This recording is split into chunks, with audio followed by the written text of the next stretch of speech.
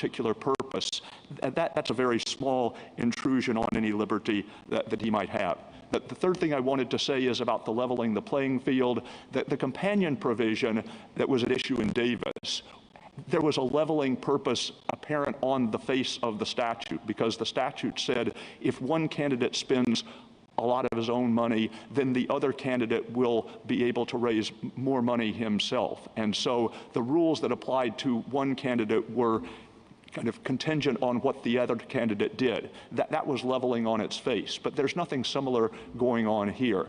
Yes, it's true that the loan repayment limit applies to each candidate in the race, but the rules that apply to one candidate don't depend on what his opponent does. The other thing about the fact that the loan repayment limit applies to losing candidates, I'd say three things. The first is what Justice Sotomayor said, that it doesn't have much practical impact on losing candidates because they can rarely raise sufficient post-election contributions to be over the limit. The second thing is that, as we see in Davis, ordinarily the presumption is that the same rules will apply to all candidates in a race, and indeed there can be constitutional problems even if they don't. And the third is, as the court said in Buckley, there are some circumstances where Congress decides that the same rules should apply to each candidate, even though the interests underlying a particular rule may not be as directly implicated by minor party candidates, for instance, who are unlikely to win and therefore are unlikely to do favors for the donor. Thank you, Mr. Chief Justice. Thank you, counsel. The case is... We'll take you live now to hear from 5 former employees of the Washington football team. They're testifying on the NFL's investigation into the team's reported toxic workplace culture. Representative Carolyn Maloney, chair of the House Oversight and Reform Committee, says that the NFL went to great lengths to hide the issues, which included sexual harassment, verbal abuse, and other misconduct. Yesterday, the team changed its name to the Washington Commanders. Live coverage on C-SPAN 3. It keeps breaking up. Are you connected to the Wi-Fi?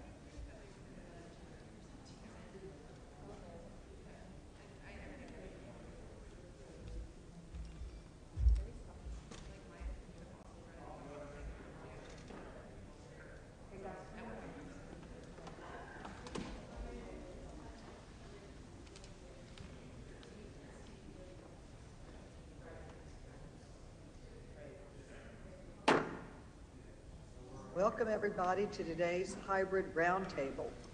Some members will appear in person and others will appear remotely via Zoom. This roundtable will be slightly different from a committee hearing in that members will only get 3 minutes each for questions. We're doing this because this is only a preliminary step in our investigation, and it is not a full-scale examination of the issues. Most importantly, we want to keep the focus on the roundtable participants today who have powerful stories to tell. So I appreciate everyone's indulgence. And of course, at any future full committee hearing on this topic, members will get the normal 5 minutes for questions. Members who are appearing remotely, who are not recognized, should remain muted to minimize background noise and feedback. If you want to be recognized outside of regular order, you may identify that in several ways. You may use the chat function to send a request. You may send an email to the majority staff, or you may unmute your mic to seek recognition. You will begin the roundtable. We will begin in just a few moments when they tell me that they are ready to begin the live stream.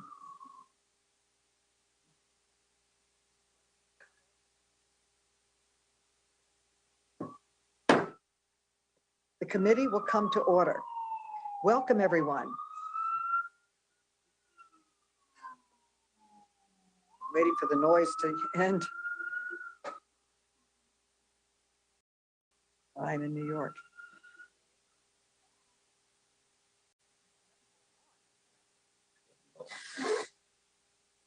Welcome, everyone. Today we are examining a serious issue with a goal that I hope all of us can agree on. The need to finally end sexual harassment and misconduct in the workplace. Just yesterday, Mr. Snyder sought to rebrand his team as the Commanders. With due respect, it's going to take more than a name change to fix that broken culture. In this roundtable, I hope to learn who was the commander of seeking non-disclosure agreements after women were harassed? Who was the commander of taking secret videos of women? Who was the commander of ensuring the Wilkinson report stayed secret?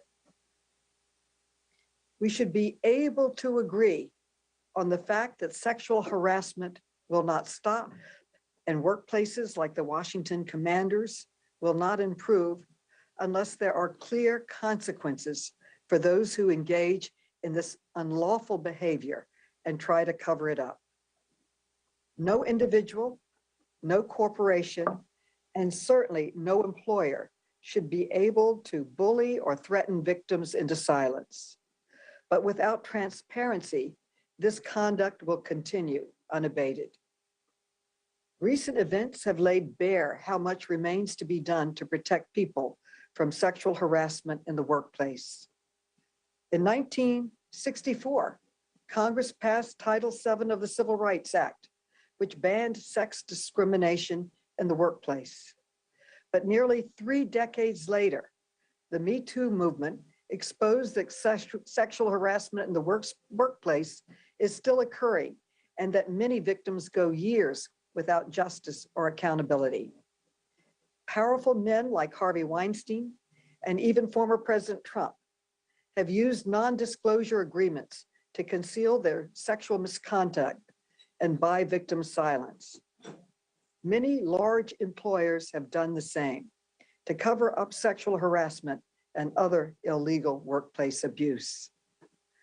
According to the National Women's Law Center, more than 1/3 of American workers are bound by some form of non-disclosure agreement.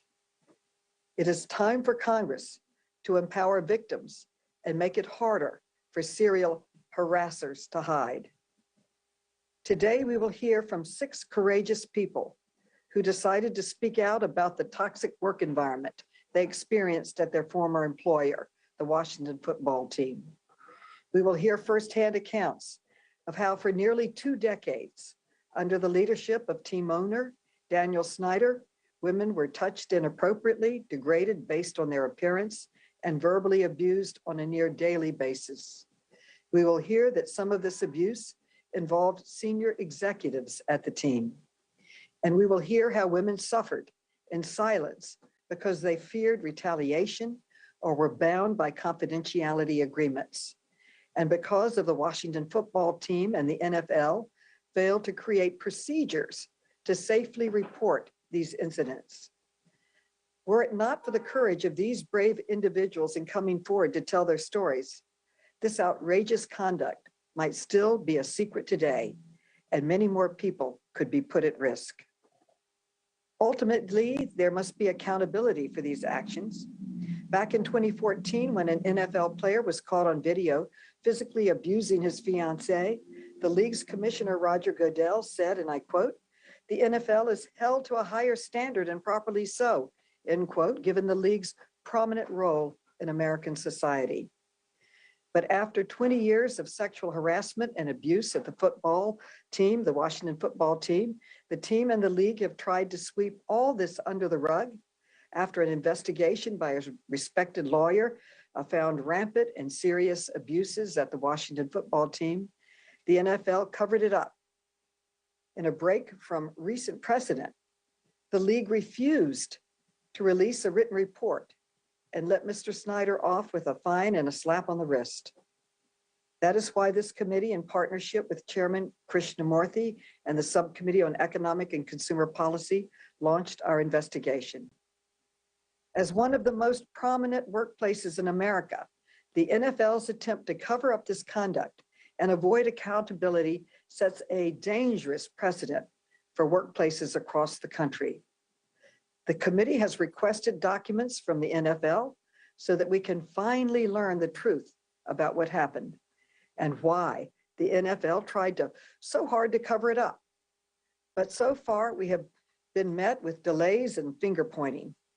I strongly urge the NFL to end its cover-up, fully cooperate with Congress, and immediately release the findings of their internal investigation.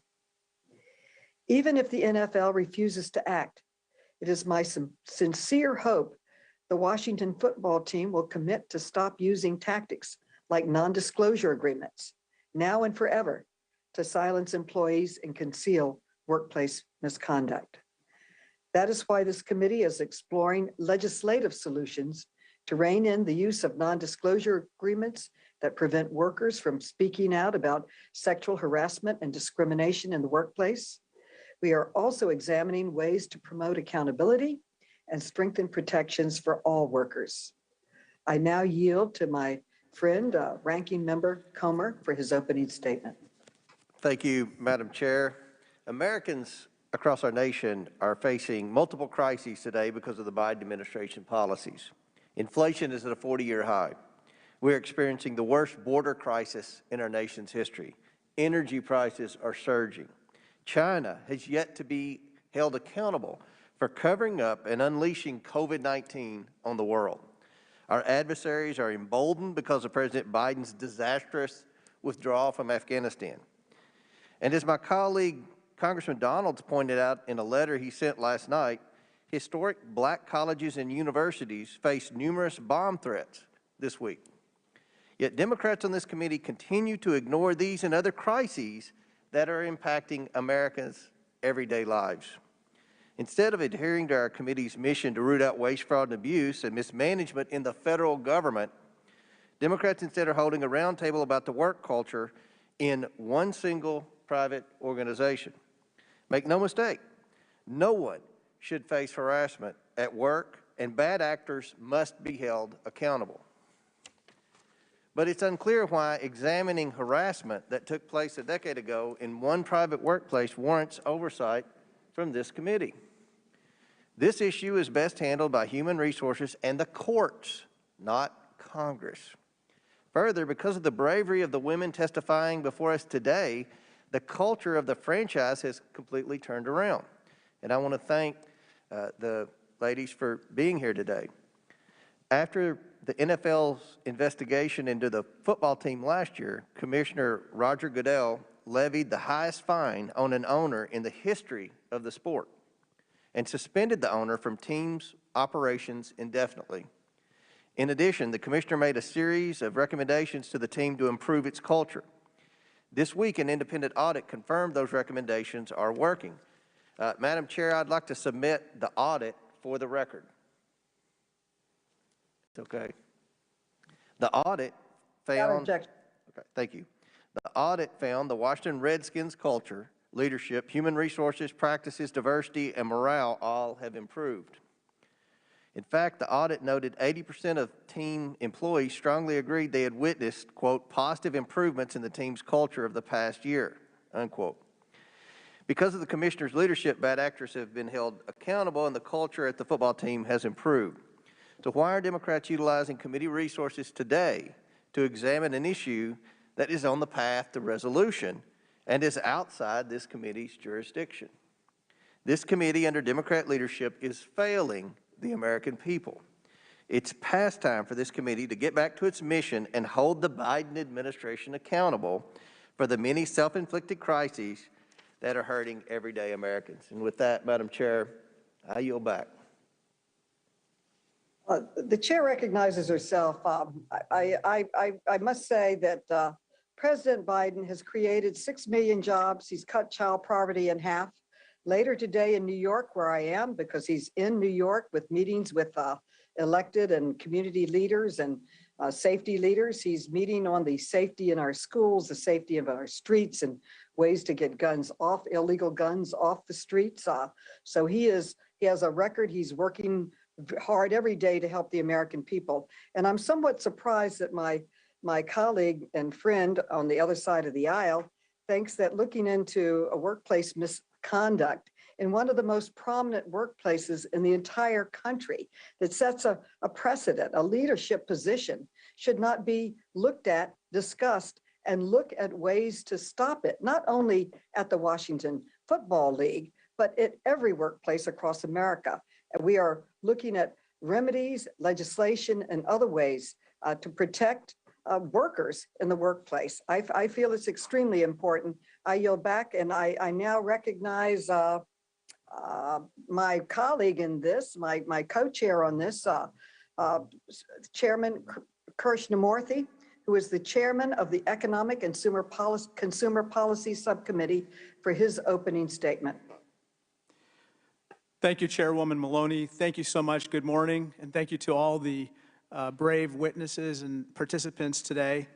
I want to say especially thank you for exposing yourselves and coming here at great personal risk to ensure that the truth comes out about the NFL and the Washington football team, now known as the Washington Commanders.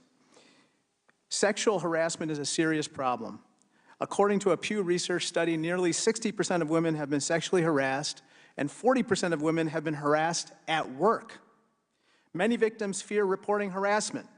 In fact, around 90% of victims never file a formal complaint. Why? Because they fear retaliation.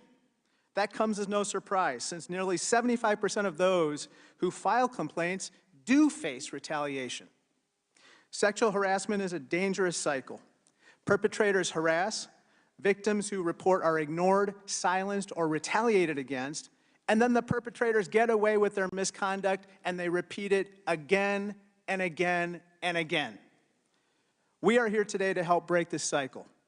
That's why the chairwoman and I launched our investigation into sexual harassment at WFT, the Washington football team, and the NFL's mishandling of it.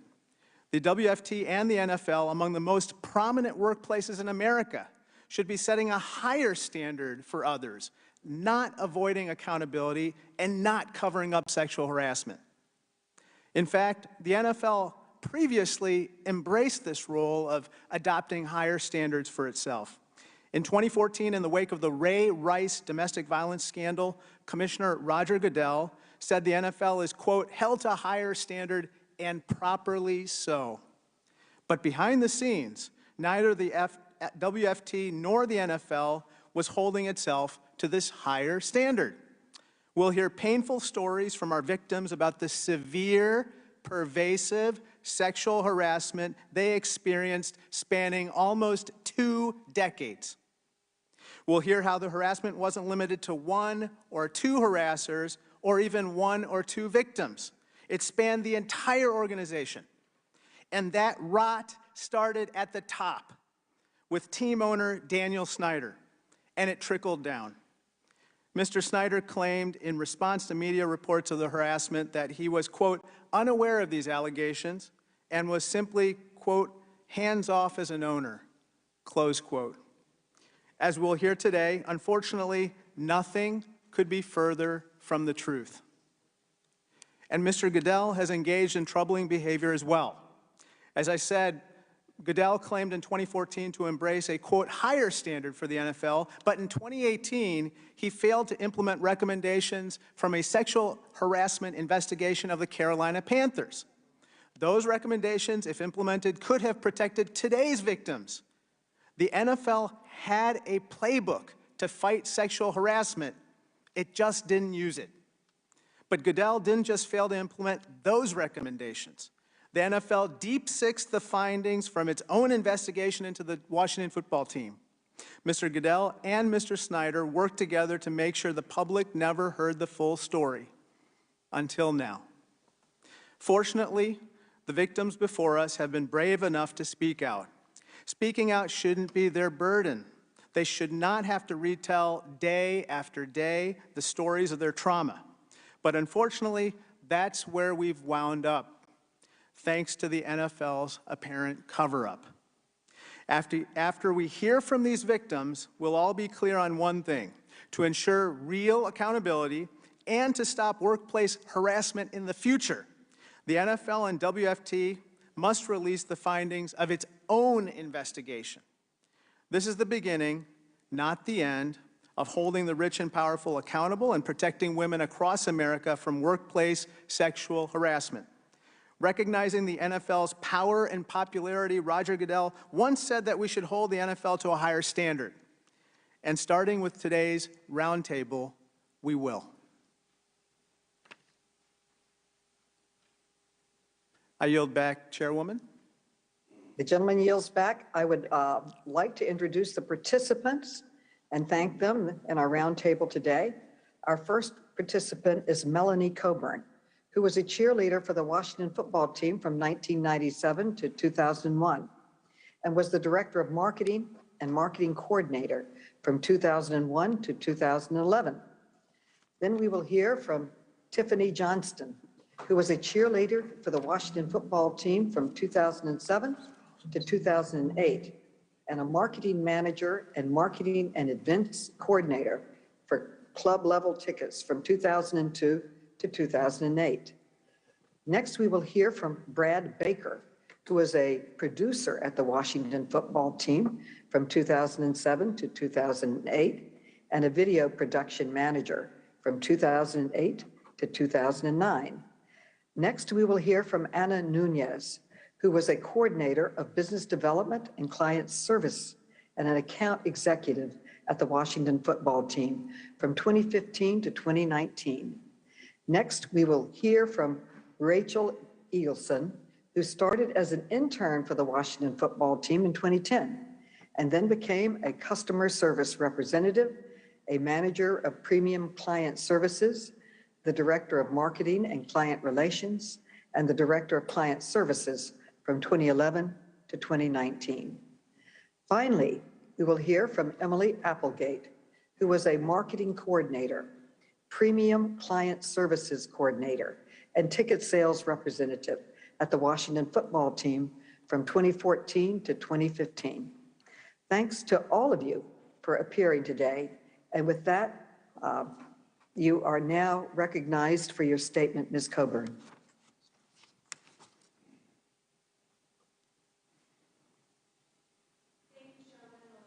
You want to press your, yeah. Thank you, Chairwoman Maloney and distinguished members of the committee, for taking time today to explore the injustices that have taken place within the NFL and the Washington football team. I'm grateful that you recognize the severity of this issue and why it's important to men and women in the workplace. The Washington football team engaged in harassment and abuse openly and without consequence for more than 2 decades. I personally experienced harassment and misogyny during my 14 years with the organization, both as a cheerleader and marketing executive. I eventually left in 2011 because my work environment routinely made me feel anxious and unsafe. The harassment and objectification of the cheerleaders was constant. Under Dan Snyder's leadership, women were used as sex objects and tools to increase sales rather than dignified human beings.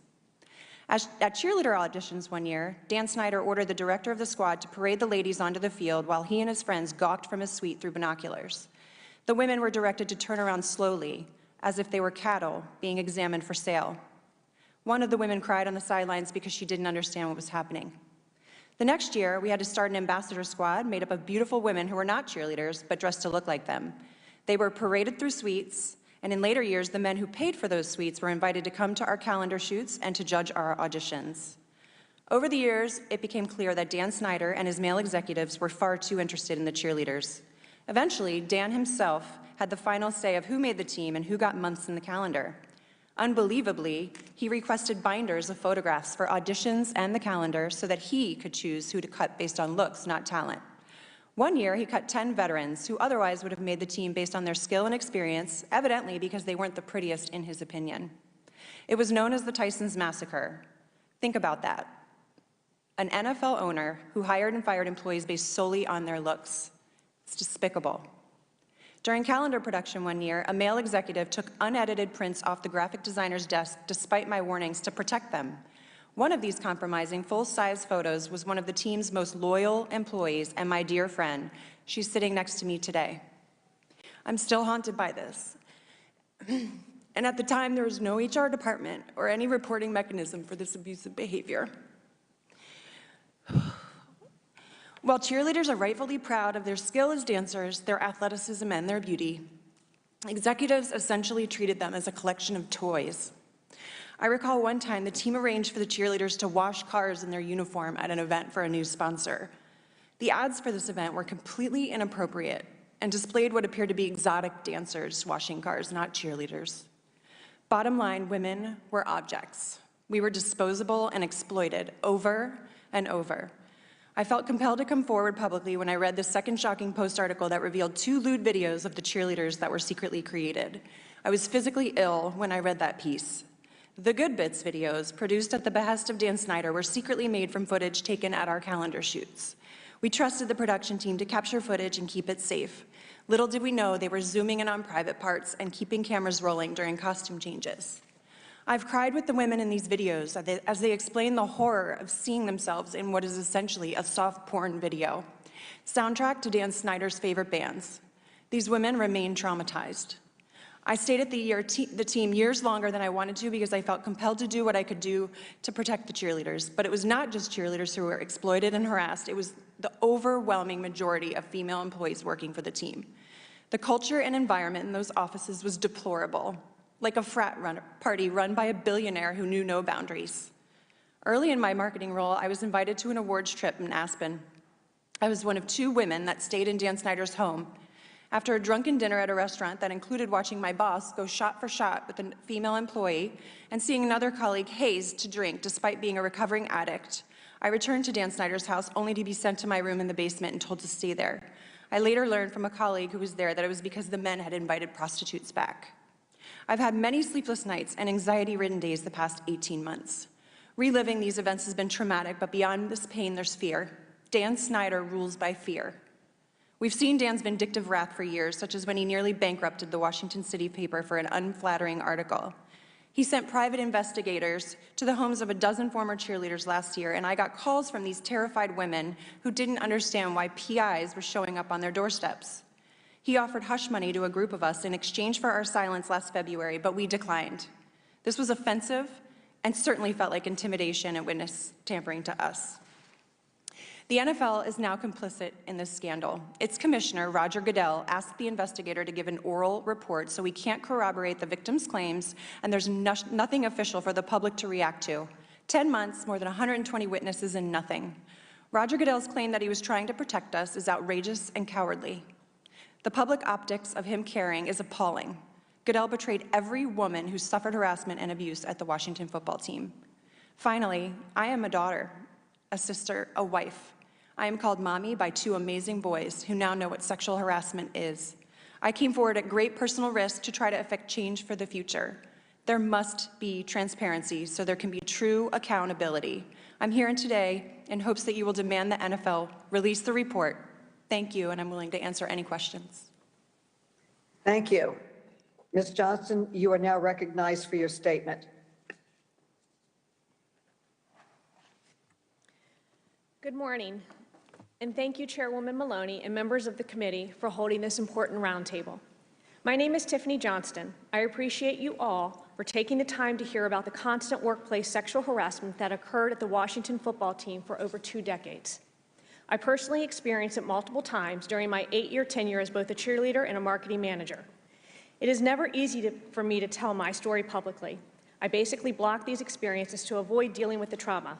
I am ready to talk, I am ready to tell the full story, and I am beyond ready to see accountability. Dan Snyder and the Washington football team need to be held accountable, and the report needs to be released. I am here today to tell you about the sexual advances by Dan Snyder and the constant unprofessionalism and boys' locker room culture that started at the top with Dan Snyder and continued down the line with all of Dan Snyder's senior team.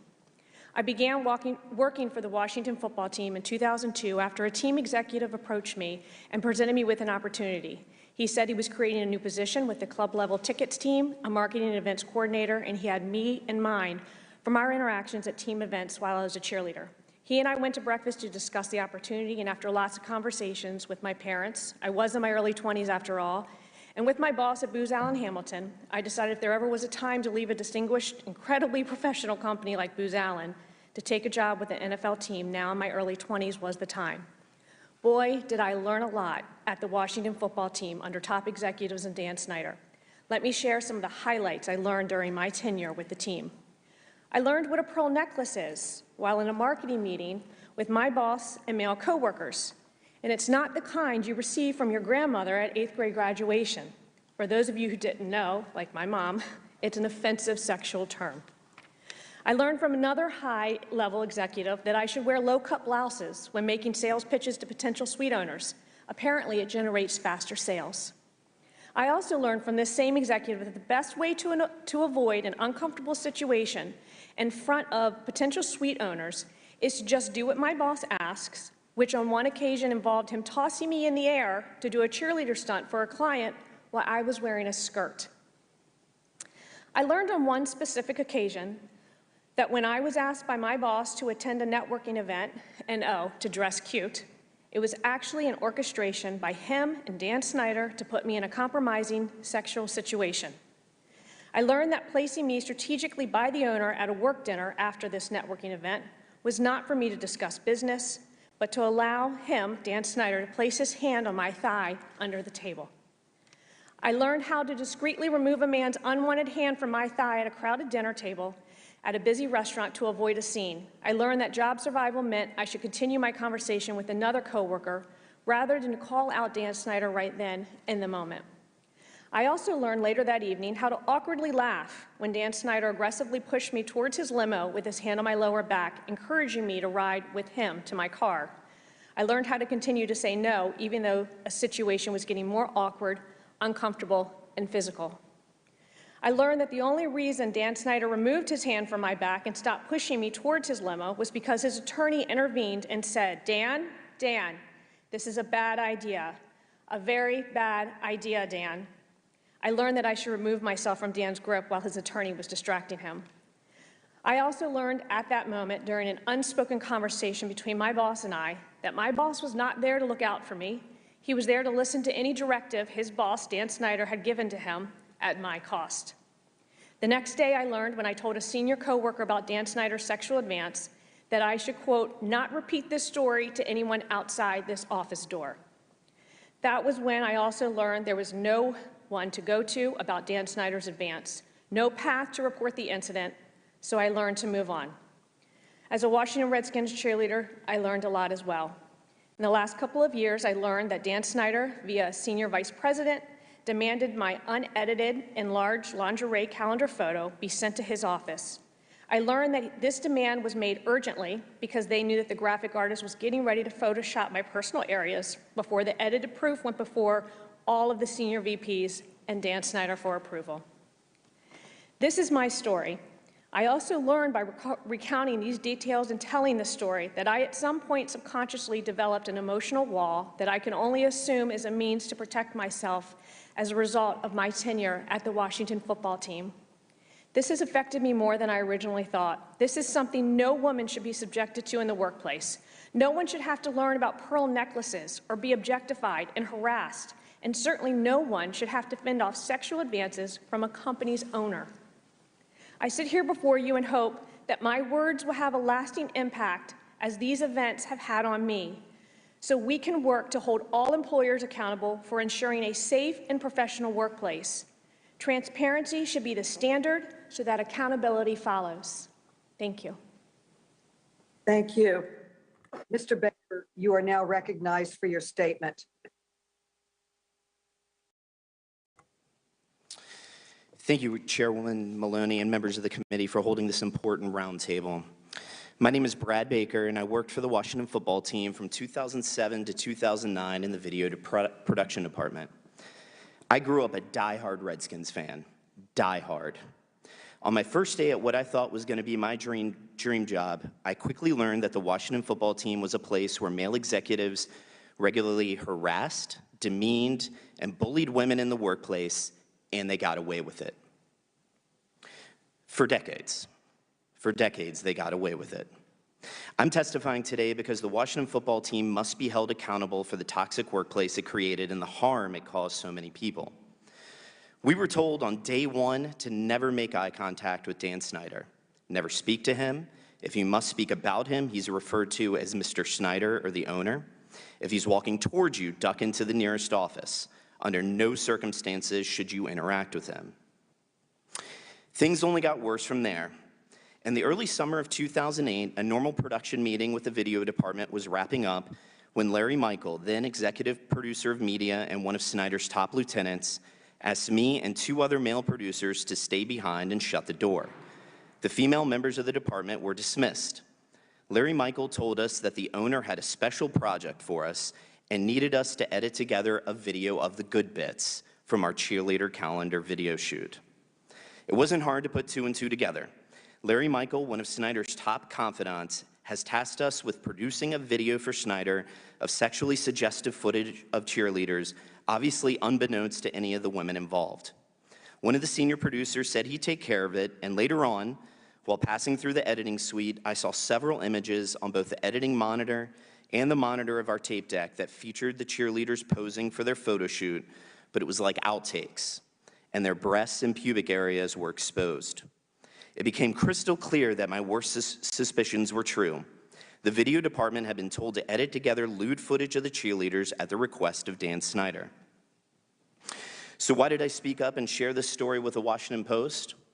I was inspired by Emily Applegate, my former colleague Megan Imbert, and the stories of so many other women who are now speaking up.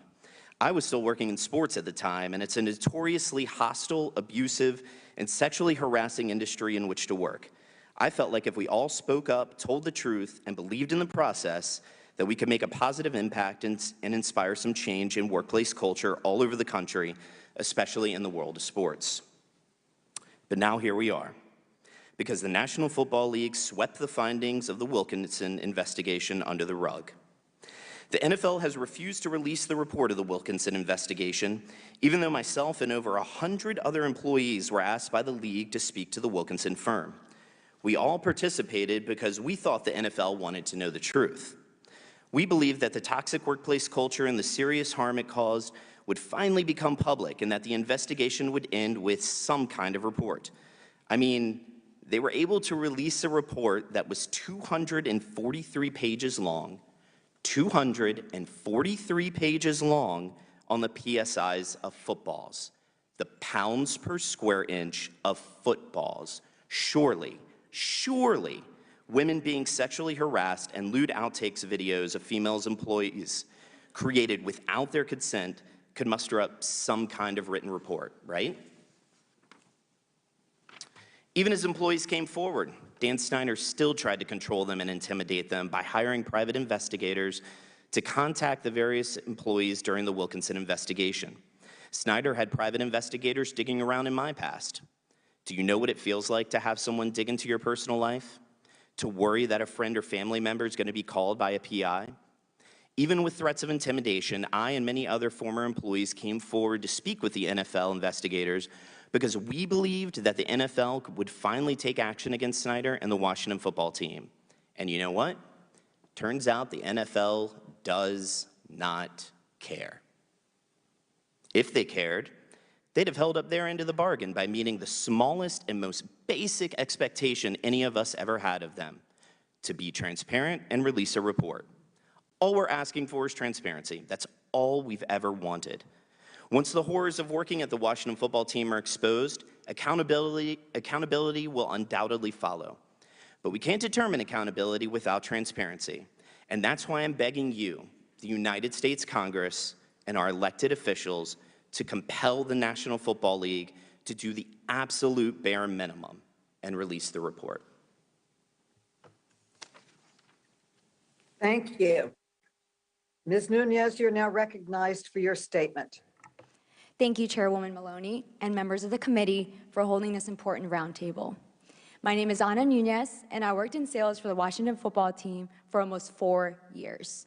I wouldn't be here today if it wasn't for my colleagues, both women and men, who are here before you, survivors of the abuse and sexual harassment that we endured during our time working for the Washington football team. I am also here as a representative of the dozens more that cannot be here. The NFL did not protect us when they needed to, but they still have a chance to make it right. The NFL preaches about inspiring change, but that only seems to be the case when it's convenient for them. I hope today makes a difference, and I hope with Congress's involvement, we can achieve some accountability for the team and the NFL. I was employed at the Washington football team from March of 2015 to January of 2019. I was 23 when I began working there in the sales department. During my time with the team, I was sexually harassed by multiple male employees, including top executives. Often these male employees had a reputation for mistreating young female employees. Everyone knew about their mistreatment and even saw it happening, but no one did anything. When I became a victim and tried to report it, no one did anything about it.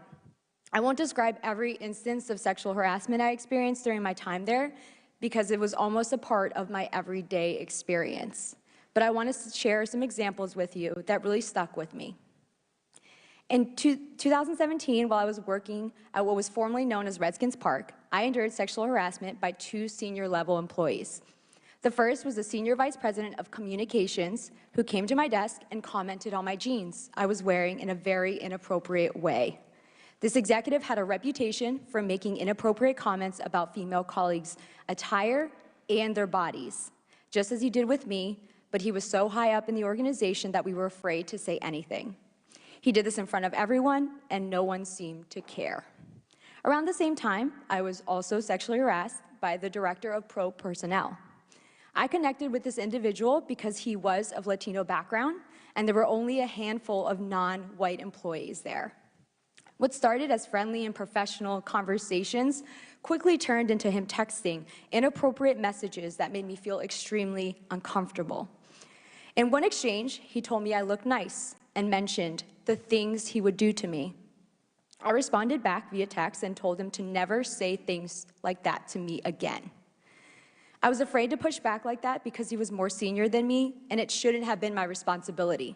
But I knew there was no real HR, and no one would have done anything to make him stop, so I had to stand up for myself. This man had a well-known history of sexual harassment with other employees and interns, so I also felt ashamed that I became another victim of his. These were the times that I felt hopeful there would be a change, only to be disappointed. In early summer 2018, with the arrival of new leadership, it felt like a horrible workplace culture could finally be addressed. I was encouraged to speak to the assistant legal counsel for the team about my experience with sexual harassment, which I did. I sat in his office, told him the stories, saw him write in his notebook, and I accepted the tissues he offered me when I became emotionally overwhelmed that someone might finally do something to change the workplace culture. But I was wrong. Nothing came from me telling him what I had gone through. Even worse, the sexual harassment continued. Later that summer at training camp in Richmond, I was with colleagues, including the head trainer.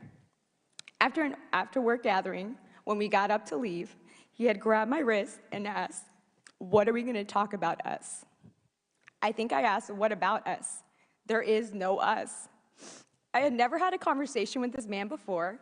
I felt ashamed and embarrassed because once again, I felt the fear of retaliation and the shame of being sexually harassed. Again, I felt like there was no point in reporting him because no one had been held accountable before. I stand before you here today, reliving these difficult memories to try to make a change for other women at the team, in the league, the industry, and the workplace. There are just some of the stories that the Washington football team and the NFL have tried so hard to hide. I want to shine a light on the toxic workplace that we endured and to plead with the NFL to release the report from the Wilkinson investigation. Holding the Washington football accountable here and sending the message that this is the type of harassment and abuse that will not be tolerated will impact the many women and men who endure similar harassment, not only in sports, but also in workplaces across the country. Ms. Eagleson, thank you, Ms. Eagleson. You are now recognized for your statement. Good morning, and thank you, Chairwoman Maloney and the committee for holding this important roundtable on an issue that directly impacts myself, those present, and women across the country who hold 50% of American jobs. I wish that I didn't have to be here sharing personal and intimate details about my life, details that are public knowledge and can be easily searched on the internet. I wish that I didn't have to resort to speaking to the Washington Post for there to be any sort of public investigation into the team. I wish that when I reported my experiences to the team and to the NFL that there would have been change and accountability, but at this point my options have been exhausted, and that's led me here to reveal truths and details once again about myself and my experience working at the Washington football team. 81% of women have reported experiencing some sort of sexual harassment and/or assault in their lifetime. I wish that I didn't become a part of that statistic at my place of employment. I worked at the Washington football team for 8 years, and I can't recall a time that I didn't experience or fear sexual harassment. It was just a pervasive part of the culture and an unavoidable rite of passage being a woman who worked there.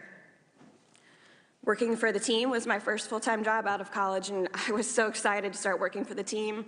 I grew up in Maryland, and I rooted and cheered for them my entire life. I experienced many work firsts there. First bonus, first promotion, first office potluck, first employee hire, first threat of physical violence by a supervisor, first hostile work environment, first public humiliation, first sexual assault. When I initially reported sexual harassment to my boss, I was terrified. I was only 24, and the man who sexually harassed me was old enough to be my father, and he also was considered the voice of the team in the public sphere. So to me, the power that he held in his position and his close personal relationship with Snyder was enough for me to reconsider anything. And at the time, I didn't know and realize that 55% of victims experience retaliation after speaking up or making a claim. I still decided to tell my boss about my harasser's public comments about my appearance, his unwanted kisses on the cheek, and the emails about special gifts he expected from me. When I told my boss, we agreed that nothing would happen if I reported it to the person who was supposedly running HR at that point. And so my boss called my harasser on the phone.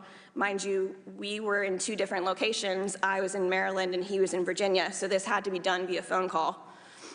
I was in the room when my boss called him to tell him to leave me alone, and it's a memory I'll never forget because I distinctly remember hearing my harasser yell through the phone, "What the fuck is she thinking?" And I just kind of muted everything after that. So fearing further harassment and retaliation, I took to hiding from him at public events. I strategically would place myself between colleagues so he couldn't get near me. And I just felt humiliated to have to hide in plain sight in front of all of my colleagues, my clients, and I was just so frustrated that I had to avoid company functions for fear that I would experience sexual harassment again. And most of all, it made me feel worthless. All the hard work I put into my work and the team, and I was reduced to my appearance and not my value as an employee. The second time I decided to report harassment was with the arrival of a new executive team similar to Anna that was specifically hired to help change the business. I told them about the public comments about my appearance, the unwanted kisses on the cheek, the email, as well as the time at training camp I was sexually assaulted by the same man that I had previously reported. Those executives were appalled at my treatment and had good intentions to effect change, but they were all fired within 6 months of reporting this.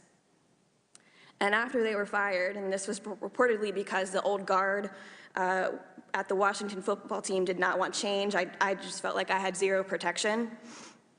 I didn't want to go back to avoiding people, clients, events, and even my own job to keep away from my harasser. So I resigned from my position without another job lined up so I wouldn't have to deal with this. It's my sincere hope that Congress will hold the Washington football team and the NFL accountable for creating and maintaining a toxic workplace for so long, and that burying the results of the 10-month investigation would reveal exactly what happened and who was responsible. The 20-year reign of team owner, sole team owner now, Dan Snyder, an era permeated with bullying, verbal abuse, sexual harassment, and sexual assault, has unfortunately been given the stamp of approval by the NFL. Myself and many other brave individuals have come forward to share our experiences and actively participate in the investigation we believed would be fair and transparent. It wasn't. NFL Commissioner Roger Goodell used us and the investigation to make it seem like he cared about this issue, but then he blamed us for not receiving or releasing a report. Let's be very clear, the people that I know that participated in this investigation wanted and expected a report.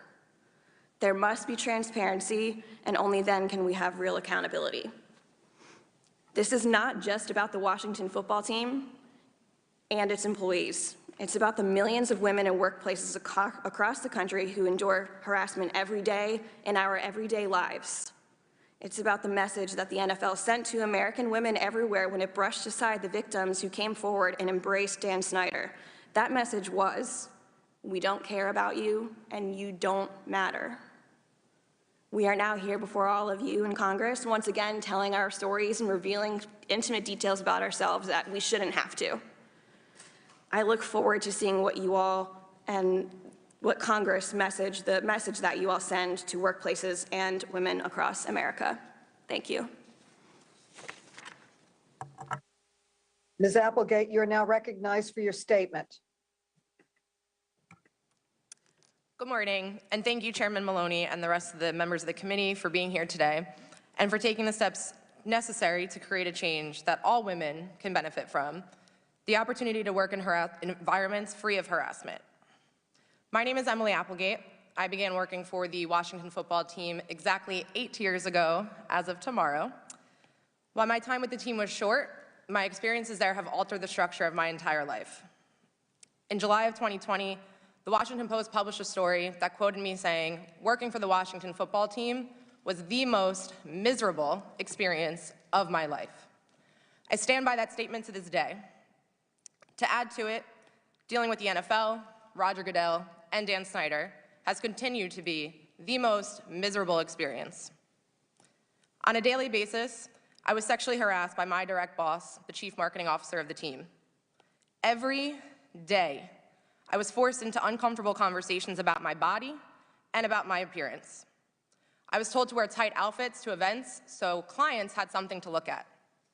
I was asked invasive questions about my dating life, specifically if I was interested in older men because my boss was significantly older than me.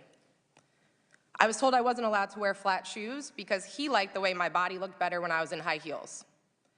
My photograph was taken without my permission and passed to other executives throughout the team by my boss. I was called Jewish slurs that referred to a non-Jewish woman that you are sexualizing. A slur, which I will not repeat, a rabbi described as simply indefensible, condescending, racist, and misogynistic. When I stood up for myself, I was told that I was a distraction, as if it was my fault that grown men in a professional setting could not control themselves. To address the most common question that I get, why didn't you report to Human Resources? I didn't report to Human Resources because Dan Snyder created a culture where this behavior was accepted and encouraged. I was told not to speak to Dan Snyder. I was told to never even look Dan Snyder in the eye. Many employees were intimidated into not speaking to our boss and intimidated into not reporting the harassment they experienced or they witnessed. Any time suggestions were made to create processes to report the behavior that we're describing today, it seemed to fall on deaf ears, as evidenced by the fact that little to no concrete changes were ever made. If changes were made, the culture of harassment would have never been able to continue. Instead of taking any accountability, Dan Snyder and his wife have claimed to be victims. While at the same time the harassment investigation was happening, they accumulated more wealth from becoming the sole owners of the Washington football team, courtesy of the NFL. Roger Goodell has proven once again he is unequipped to handle important issues within the NFL. He has mishandled social justice issues, domestic violence issues, and now sexual harassment issues. Worst of all, there have been so many good people that have become collateral damage while these two men cover up 2 decades of sexual harassment. Today is when the journey of truly holding these people accountable begins. Today is when Democrats and Republicans can come together and ensure that what we experienced will not happen anywhere else throughout this country. Today is when we can make a difference and we can show the American people how impactful Congress can be. Those that sit here today and many others came forward at great personal risk. We did our part believing that what we were doing would help employees across the country, but to our shock and our disappointment, the NFL did nothing. When the investigation of the air pressure of Tom Brady's football concludes with 200+ pages of a written report, but 2 decades of sexual harassment concludes with nothing, the NFL is showing us their complete lack of respect for women, for their employees, and for the culture of our country. The same as every day, I'm asking for transparency and accountability. I am once again asking the NFL to release the report and to take appropriate action. I'm so grateful to every woman and man who spoke out about their experiences with the Washington football team. It is extremely difficult to repeatedly share your personal experiences, especially on such a large stage. Thank you all, again, for taking this issue on. This issue is big enough that if handled properly, will positively affect the people's lives across the country. I'm looking forward to seeing our government work to improve the lives of all Americans by putting an end to sexual harassment and discrimination in the workplace. Thank you. Thank you, and I want to thank all of the panelists for your courage today. I now recognize myself for 3 minutes. On July 1st, 2021, the NFL issued a press release announcing the outcome of its investigation into the Washington football team, stating, and I quote, "None of the managers or executives identified as having engaged in misconduct is still employed at the club," end quote. Ms. Johnston, your opening statement included startling new allegations against team owner Daniel Snyder. So let me ask you directly, is the NFL statement that wrongdoers have been removed from the Washington football team accurate? Absolutely not.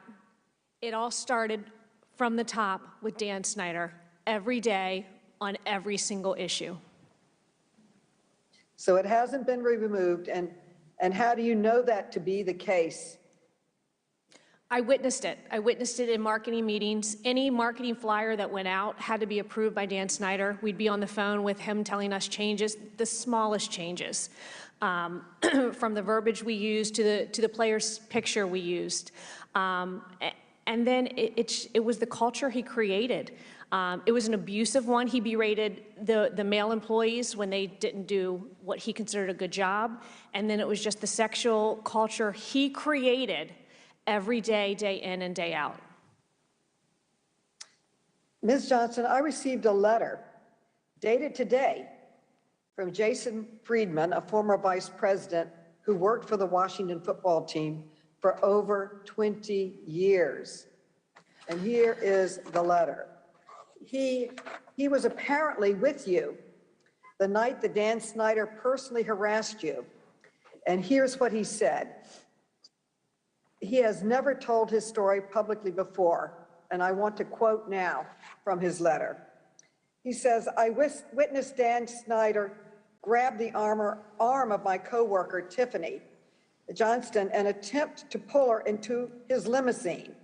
This took place over a dinner in Washington, D.C. I was shocked. Thankfully, Tiffany was able to quickly pull away. Ms. Johnston, I want to thank you for coming forward, for your courage and the courage of the others at this table that has inspired others to come forward. My hope is that they will remain inspired until the full truth comes out, but we have a steep climb. That is because for nearly 2 decades, Mr. Snyder has used non-disclosure agreements to silence employees who have experienced sexual harassment and other workplace abuses. He has made it difficult for employees to come forward due to fear of retaliation. I'd like to ask Ms. Nunes. Ms. Nunes, do you believe that employers should be able to use NDAs to prevent employees from disclosing sexual harassment, discrimination, and other workplace misconduct? Absolutely not. Thank you. Congress must act to protect workers from the abusive scope of non-disclosure agreements, not being able to report, and other abuses. I look forward to working on legislative reforms with my colleagues to address this troubling practice. I now recognize Mrs. Fox, Representative Fox. Thank you, Madam Chairman. Madam Chairman, today this committee is holding a roundtable to examine the Washington football team's toxic workplace culture. I'm truly saddened to hear these stories, and I agree with the participants who noted in their heart-wrenching statements that this type of behavior has no place in any workplace and is disgusting. The proper venue to explore these types of claims is in the courtroom, not before this committee. To my knowledge, there's no pending litigation regarding the events we've heard discussed today, nor does this committee have legislative jurisdiction over this issue. It concerns me that this committee is choosing to spend its limited time having this discussion on the NFL and second-guessing decisions when there are multiple Biden-caused catastrophes that desperately need our attention and oversight. And the witnesses here have begged for us to do something, and nothing is going to happen as a result of this committee. That's cruel to these people. I'm not sure why this committee does not devote the same level of effort and attention to the crisis on our southern border, to the heightened tensions with Russia and China, to skyrocketing inflation, or to the Biden administration's disastrous withdrawal from Afghanistan. Congress and this committee are charged with providing oversight and ensuring the efficacy, effectiveness, and accountability of the federal government and its agencies. To do this, the committee has bills it should immediately consider related to aiding our recovery from COVID-19 pandemic and preparing for future pandemics, as well as measures to provide state and local governments relief from crushing federal mandates and bills to streamline and simplify the federal bureaucracy. We need to refocus on our stated mission. Madam Chair, but I'd like to ask the witnesses a question. Thankfully, numerous resources exist to combat sexual harassment in the workplace, yet you all have informed us that these resources were not accessible to you at the time. What barriers did you experience in the organization which prevented you from getting help? You've described problems. Do you believe these barriers still exist today, and why? Ms. Nunes, I'll ask you that question. So definitely retaliation. Everyone, it was a small building, everyone knew what was going on, so the moment you would tell someone, someone would tell someone and it would get to the top. So there was no secret that if I went to HR and said what I said, that would get to somebody else who then would be in a position of power to retaliate against me, which eventually did happen. So let me ask you this, all of you. What advice do you have for others who are in a situation like you have described today? Would you do things differently? Ms. Coburn, Ms. Johnston, Ms. Nunes. Yes. Yes, I would do things differently, except we didn't have a protocol. There was no procedure. There was no handbook. And the HR person who was the HR representative that I went to when I was personally harassed by a football player back in 2005, I sent an email to him. He didn't reply to my email, but he gave me a phone call and said that, well, I'm sorry that this is happening, and if it's going to be him or you, it's going to be you. And he basically told me there was nothing I could do. But did you not know there's an EEOC? Did you not know that there are federal laws that bar sexual harassment? I mean, no. I mean, I was young. It was my first job, and I did not know that there was other places for me to go. But I would have lost my job, and that would have been that. Thank you, Madam Chair. Thank you. I now recognize Chairman Krishnamurthy, who will be taking over this hearing as I have a conflict with this roundtable discussion, as I have a conflict with the President of the United States, who is in important meetings in New York on gun safety, schools, and other items. So, Raja, Chairman Krishnamurthy, you're now please take over the hearing now. Thank you very much, Chairwoman Maloney. Ms. Johnston, thank you so much for coming today, and thank you to all of you for sharing your stories. Ms. Johnston, I want to turn your attention to the work dinner with Mr. Snyder you referenced in your opening. Under DC law, it's a crime to touch someone sexually without their consent. There are 3 components to this crime. First, that the defendant committed a sexual touching. Second, that he did so voluntarily, on purpose, without accident, and not by accident. And third, that the victim did not consent to being touched in that manner. I want to just ask you about these 3 components of this crime. First, Mr. Snyder touched you in a sexual manner that night, correct? Correct. Snyder did so on purpose, right? Correct. How do you know that? He left his hand on the middle of my thigh until I physically removed it. You did not consent to being touched in that way, right? Absolutely not. I want to turn your attention to reporting this incident after it happened. You said that the next day, you reported his sexual advances to a more senior coworker. Apparently, you went to his office, and all he said was that you, quote, should not repeat this story to anyone outside this office door, correct? Correct. Snyder never faced any consequences for harassing you, right? No. Nobody faced any consequences, is that right? Correct. In response to media reports, including in the Washington Post in the summer of 2020, that the WFT was rife with sexual harassment, Snyder issued a statement saying he was, quote, unaware of these allegations until they surfaced in the media. Based on what you know, Ms. Johnston, is that statement true or false? Completely false. And why do you say that? He was involved in everything, every minor detail, every major detail of every single day at the office. And he was, of course, involved in the sexual harassment of you. Absolutely. Ma'am, Snyder claimed he had, quote, admittedly been too hands-off as an owner, close quote. Unfortunately, as with Ms. Johnston, the opposite was true. Mr. Snyder was all too hands-on, not hands-off. I now recognize the gentleman. Would my friend yield, since he has a little bit more time, just real quick? Sure, go ahead. No one in the metropolitan area would believe anything other than the fact that Mr. Snyder is a control freak. And Ms. Johnston is absolutely right. He's involved in every aspect of this team and its operations. Thank you. Thank you, Mr. Connolly. Now I'd like to recognize the gentleman from South Carolina, Mr. Norman, for 3 minutes. Thank you, Chairman Krishnamurthy. I want to thank each one of you for coming. You know, it takes courage to do what you're doing. The sad part, I think you could multiply for each one of you by multiples of 5, 10, 20 people that have experienced the same thing. I had heard about Dan Snyder for a long time.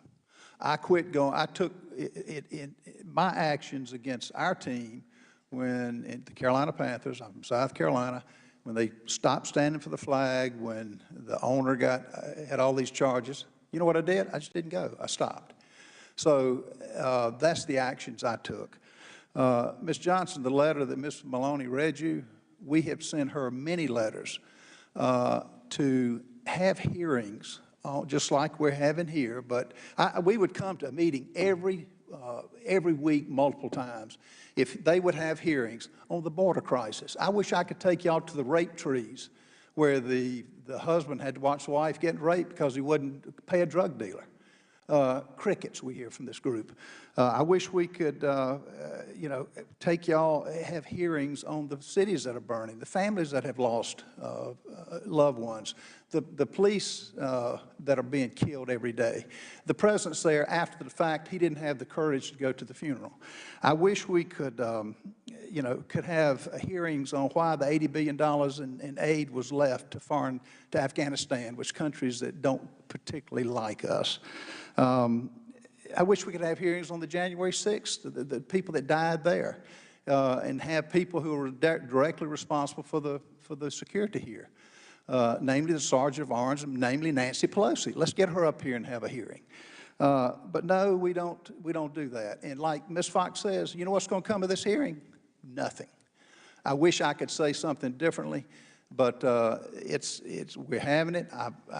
You're all victims of it, and it's not right. But I guess let me ask each one of you in 53 seconds quickly.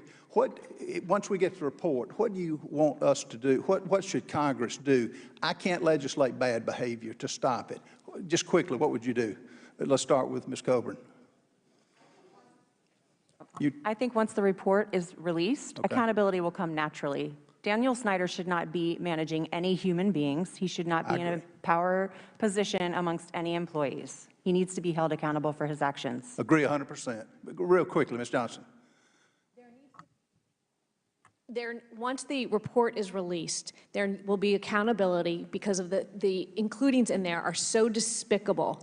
And for him to receive a $10 million fine, that's pocket change to him, and even worse, to put his wife in charge, having the report become transparent and released it won't give people a choice, but there has to be some repercussions. But accountability from Congress to do what is what I'm asking? To get involved, to not allow this to happen, starting with the Washington football team, throughout the entire country, at the workplace, for every female that has experienced this that we can hopefully prevent for tomorrow.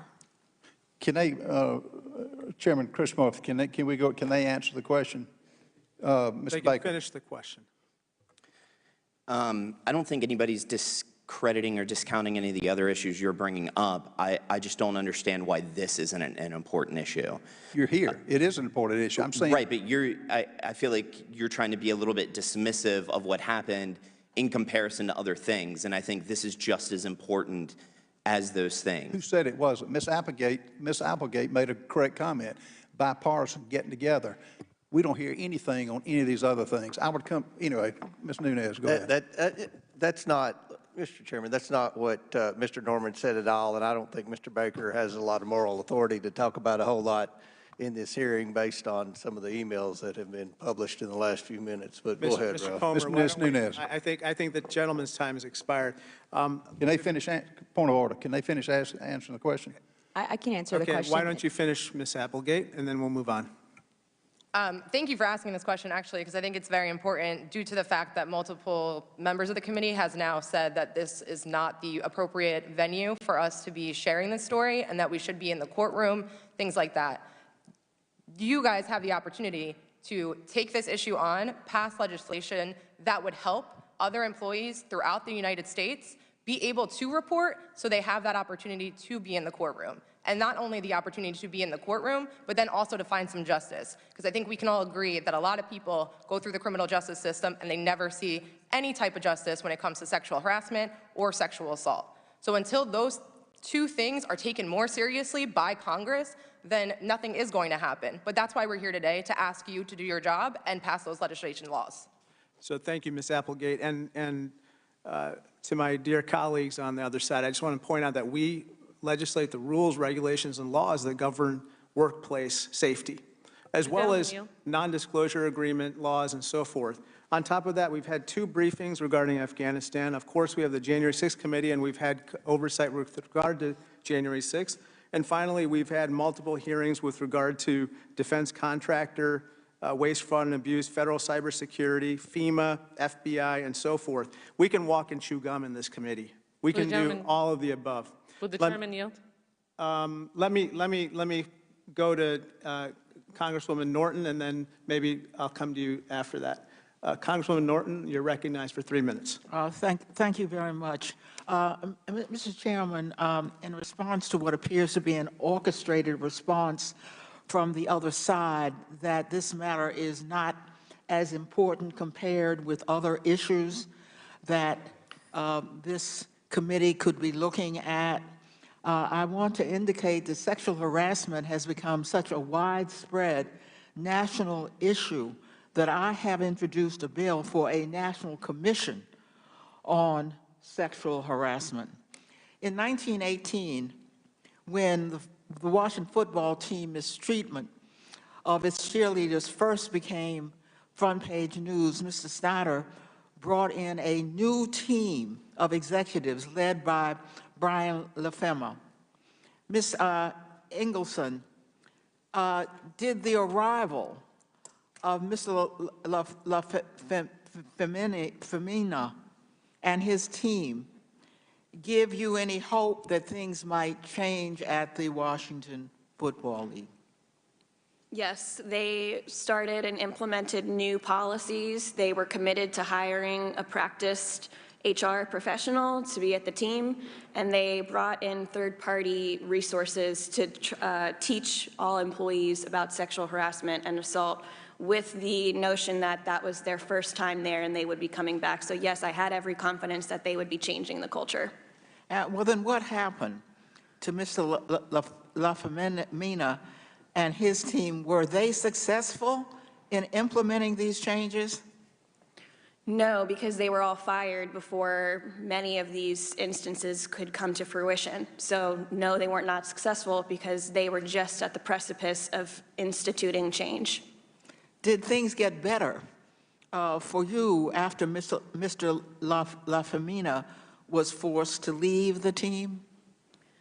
No, the only person who was protecting me was the team's lawyer, and he was the only person who had my back. I still had to have meetings with the same person who sexually harassed and assaulted me. There was no follow-up from HR whatsoever, so no, I didn't have anyone at the team, and that's why I left.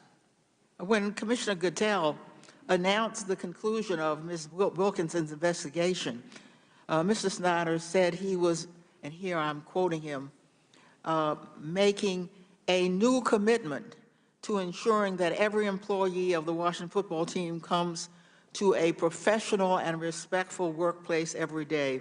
Ms. Eagleson, based on your experience with the Washington football team, do you believe this commitment is sincere?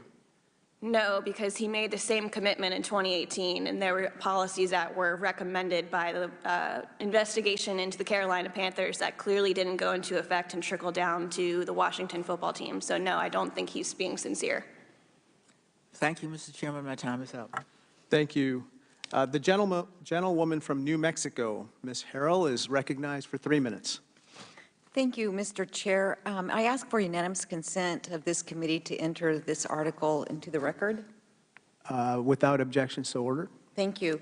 Mr. Chair, nobody is more disgusted by the claims of sexual harassment than I am, but after reviewing all the information, I'm struck about how these witnesses left the team happy about their time there, yet 10 years later, you have them on a panel to say how poisonous the atmosphere was. I'm even more troubled that some of the women who talk about the terrible experience they endured offered to help bring new women into the organization as cheerleaders after they themselves had left. In fact, one of the witnesses on the panel even said, back then, "I will always be a Redskin. I am leaving with a smile on my face as I have many wonderful experiences and relationships to take with me." I don't discount that it was an awful environment at the time. There was zero excuse for the way some of these people behaved, but it seems strange to me that after the team's management fired the bad actors, paid millions in fines and settlement, has changed the culture, and now here we are investigating something, the acts that happened 10 years ago. Mr. Chair, this hearing is a farce, and we should be looking at inflation, the economy, Afghanistan, the border crisis, and so many other issues that are important to our nation and to our constituents. Instead, we are spending time looking at a single business, investigating it for things that happened a decade ago. And let me restate again, the owners of the team fired those responsible. In fact, the owners paid the largest fine ever imposed by the NFL and was suspended indefinitely from operations. This roundtable is ridiculous and it is abuse of power. This committee is turning into a Joe McCarthy commission, and we should not do that. I want to ask a question. Mr. Baker, are you here in support of these cheerleaders today? I am. Well, in light of your Twitter account, I would say that is questionable. I want to point out a Twitter that you posted December 2010 regarding Hannah Storm.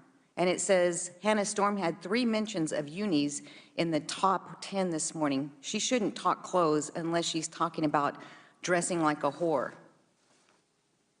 you have any comment? This is your Twitter account. I don't recall tweeting that, but I will say that anything that I've said in the past has nothing to do with what I encountered at the Washington football team. Right, but don't you find it ironic that you're sitting here as a witness today in support of these women, and yet this is your account? In fact, Mr. Baker, do you support or respect minority groups? Of course I do. Right, but your Twitter account said on May 5th, Mexican people don't celebrate 4th of July. Just saying, you're not Mexican, not your holiday, #alcoholics. So I would say, Mr. Baker, that it's somewhat troubling for us to take this hearing seriously with you on this panel. I would also say that we should be talking about things that matter to the American people, like these masks made in China that are given to all the House committee members. We don't have the authority to change these things, and while I am sympathetic to what's happening, I think that we need to go back to basics and work on behalf of the American people. I'm sorry for what happened to you, but this committee can't fix it. This was 10 years ago. We've seen this culture move in the right direction. And the gentlewoman's time has expired. Thank you, Mr. Chair. I yield back. There was nothing to yield. You were over. You can have let me now recognize Mr. Connolly, but before I do that, I apologize for the personal comments. Clearly, others on this panel were not quite happy with the time that they were at the Washington football team. Mr. Connolly, you're recognized for 3 minutes. Point of order, Mr. Chairman. No one on our side is implying hurtful comments. We are elected by the people. The people want us to do something about all the crises in America, and that's what this committee Mr. Chairman, Mr. Chairman, the gentleman is not stating a proper point of order, and this is a roundtable discussion where that is not appropriate. I understand. Okay, Mr. Connolly, you are recognized for 3 minutes. Thank you so much, Mr. Chairman, and welcome. And I'm sorry you're being victimized all over again.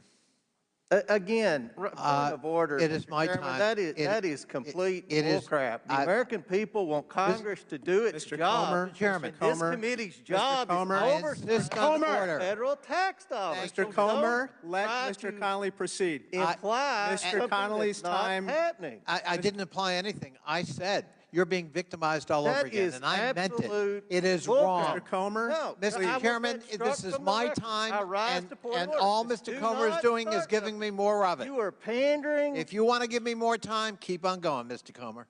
Okay. Thank you. Mr. Connolly, you're recognized. This is a sordid tale about power, greed, and money. And you know, we saw the name change yesterday, but until this pervasive culture of abuse and impunity ends, it's nothing more than lipstick on a pig.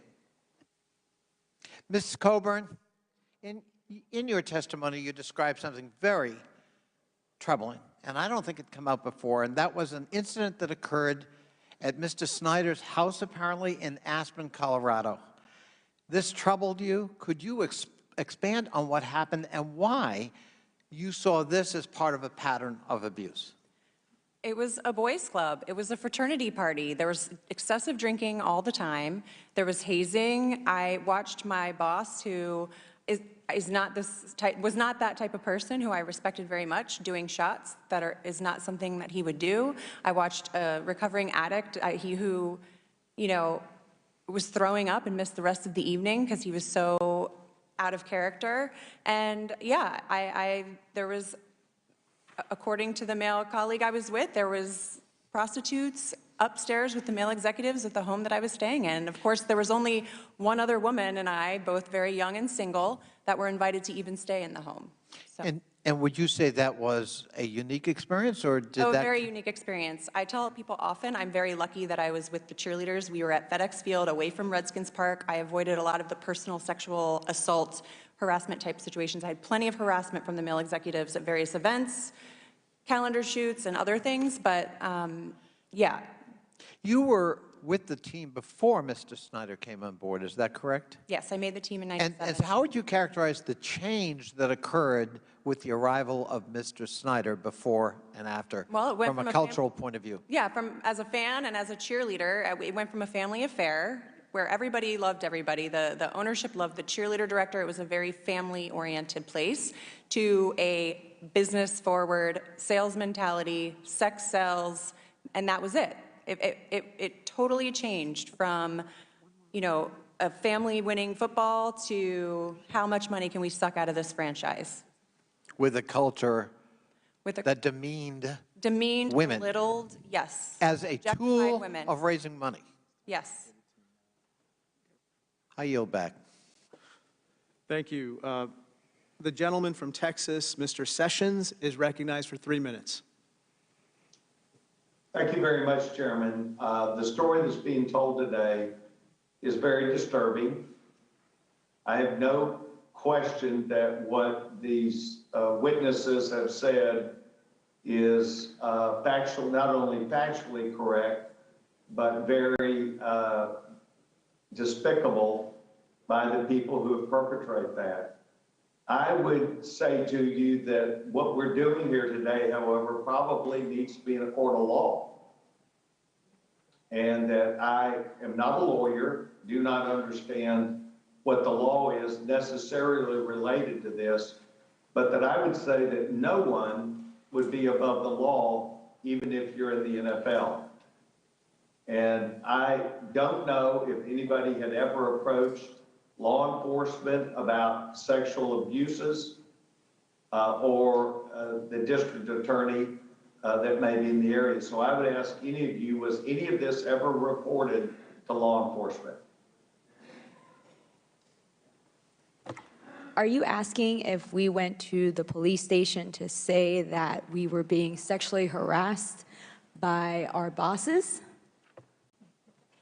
No, ma'am, I think I had heard sexual assaults also. I do understand the workplace misconduct. That is very inappropriate. And I do understand that evidently HR was not involved. I'm talking about there were things that were violations of the law where someone would have gone to a lawyer to seek legal help and or reporting that to the police. I don't mind answering that since I was asked something similar about DC. I was very young and very naive. And if I could do it all over again, I would have done something with the police. But at 24 years old and it being what you hope to be an exciting, prestigious job, it was not something that you considered when you didn't even have the first step of an HR department to go to. So to even consider taking it to the next level of the police, it just, unfortunately and regrettably, didn't occur to us. Yes, ma'am.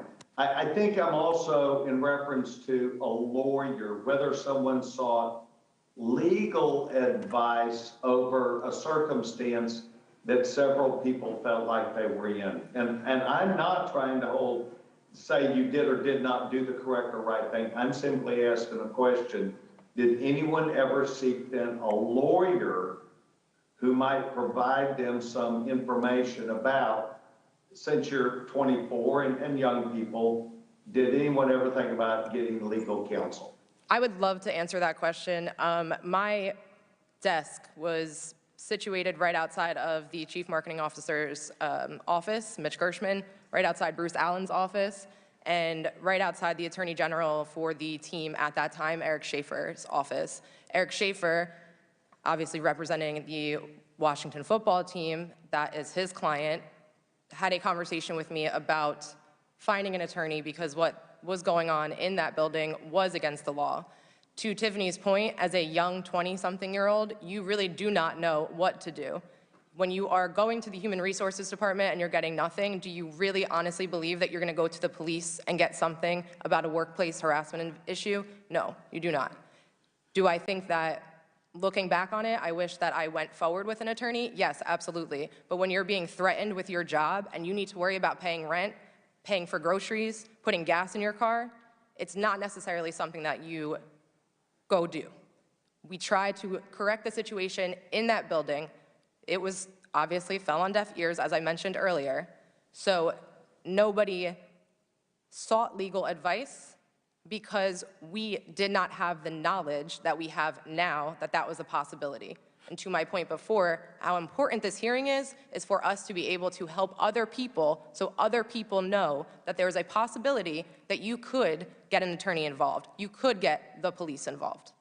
Thank you, Mr. Sessions. Mr. Chairman, Mr. Chairman, I'd just like to make an additional comment. Sorry, sir. It is my hope that, as this gentlewoman has said, that one of the things that needs to come out of this is, if not the availability of the police, at least that if they do not help you in an HR circumstance, that there are circumstances that people should go to. And I want to thank the gentlewoman for addressing that. I yield back my time. Thank you, Mr. Sessions. That is a helpful comment. Now I'd like to recognize the gentlewoman from Ohio, Ms. Brown, for 3 minutes. Thank you, Chair Maloney and Chair Krishnamurti for having this roundtable, and I thank the witnesses for their participation and courage. The NFL has one of the most prominent platforms in the world. Yesterday, America watched the Washington football team's new name unveiling on the Today Show, and in just 10 days, 100 million people are going to tune into the Super Bowl. How the NFL handles the issue of sexual harassment matters.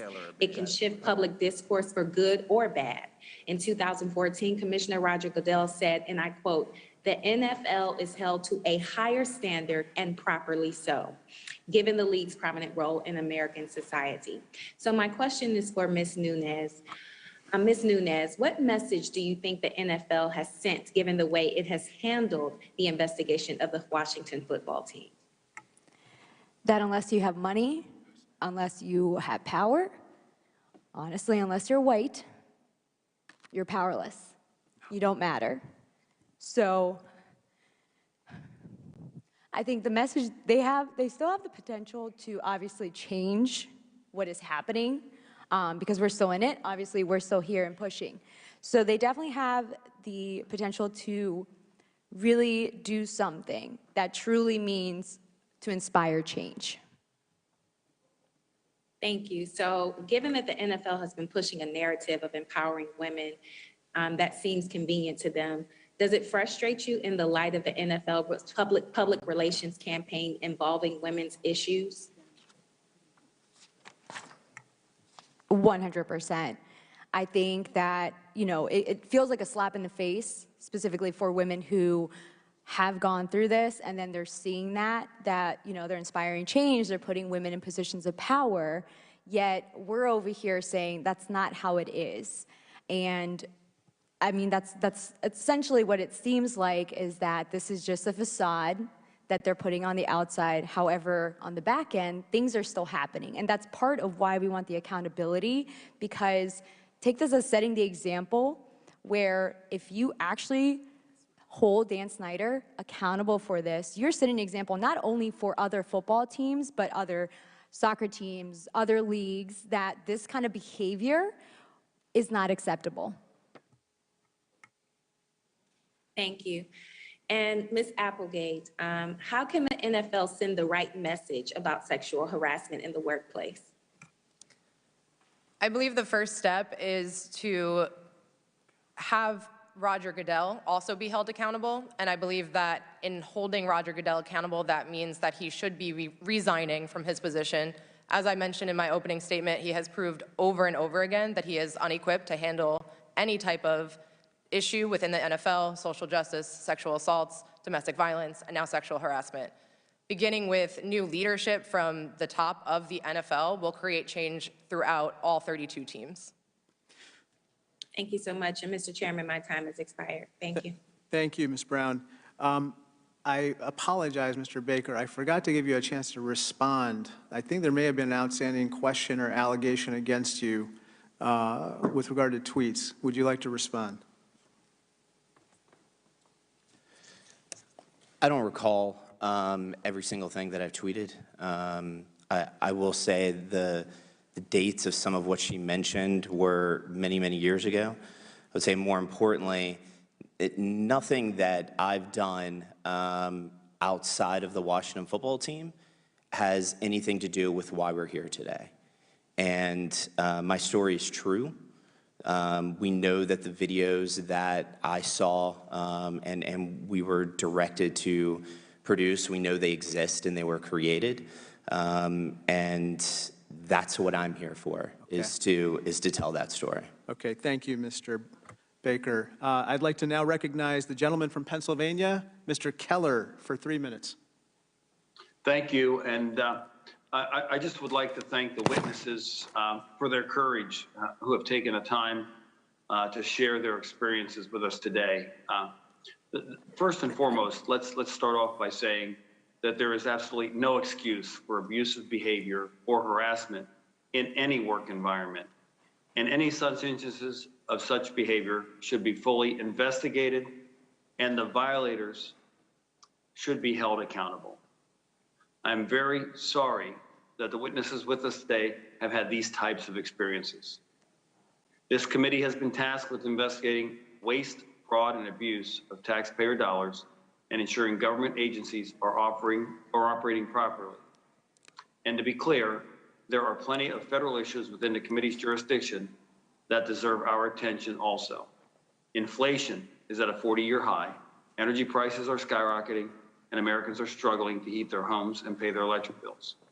Veterans are unable to access essential VA benefits due to certain federal agency closures. Even as the number of encounters DHS officials have had with illegal border crossings, it topped 2 million since January 2021. This committee refuses to hold an immigration hearing despite multiple calls from Republicans to do so. How long can we continue to ignore the worsening humanitarian crisis the Biden administration refuses to acknowledge? We need to keep in mind that we are here to work for the American people, and I urge you to hold hearings that address all these issues under the committee's jurisdiction. And with that, I thank you and yield back. Thank you. I'll use your remaining time. As you know, we've been tackling a number of issues on this committee, everything from oversight of various government agencies to oversight of federal contractors, to oversight of January 6th, to oversight of Afghanistan, and now it's time to talk about workplace safety. Sexual harassment pervades our workplace, unfortunately, even in 2022. NFL and Washington football team are among the most prominent workplaces in America. Everybody watches to see what is happening there, to take cues on what is happening in their own workplace. I respectfully point out that this committee does have jurisdiction with regard to workplace safety. I now recognize the gentlewoman from Florida, Ms. Wasserman-Schultz, for 3 minutes. Thank you, Mr. Chairman. First of all, I want to not only thank you, but assure you that this is the opening salvo. So don't you worry. There's not that many people here today, but those of us that are here, and even many who are not here, are going to stay on this like glue. I have a 22-year-old and an 18-year-old daughter. My 22-year-old daughter is embarking on the very career path now that you young women described at the outset of your careers, and you put fear in my heart for her and my younger daughter. And so I can assure you that elections have consequences, and the reason it's important to elect women to office is so that these kinds of issues get addressed. That having been said, I want to point out the NFL's showcase event is a week away, as colleagues have mentioned, and these difficult conversations around racism, discrimination, and accountability cannot be pushed to the sidelines. I'd be remiss not to mention the obvious. The NFL has a sexism and a race problem that it refuses to seriously address. Colin Kaepernick, John Gruden, now Brian Flores. The names change, but the problem remains. There is an egregious lack of representation and opportunity for black leaders in the NFL. But my hometown Miami Dolphins are now the catalyst to this conversation over the lack of diversity among football's coaching and executive ranks, and hopefully this will result in reform. This is a common thread, though, and I have a question, Ms. Coburn, of you. And let me just underscore how this represents the expenditure of taxpayer dollars over which we are supposed to jealously guard in this committee.